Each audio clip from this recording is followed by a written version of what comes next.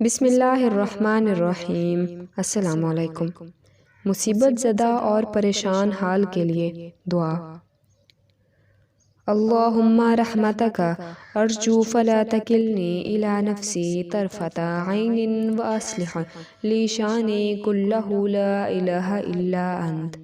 اے اللہ، میں تیری ہی رحمت چاہتا ہوں، تو مجھے ایک لمحہ بھی نظر انداز نہ کر اور میرے تمام کام درست فرما دے، تیرے سوا کوئی معبود برحق نہیں۔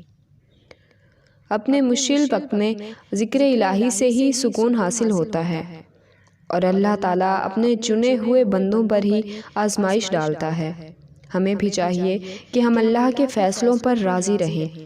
محمد رسول اللہ صلی اللہ علیہ وآلہ وسلم نے فرمایا، بڑی آزمائشوں کے مقابلے میں اجر بھی بڑا ہے۔ یقیناً اللہ تعالیٰ جب کسی قوم کو پسند کرتا ہے تو اسے کسی مصیبت میں مبتلا کر دیتا ہے۔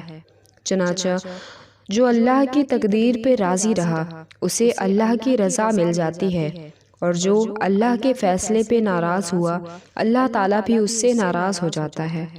اسی لیے تمام مسلمانوں کو چاہیے کہ ہم مشکل وقت میں صبر کے ساتھ اللہ تعالیٰ کو یاد کریں اور اس کے تمام فیصلوں پر راضی ہو جائیں۔ وما علینا الا البلاغ المبین۔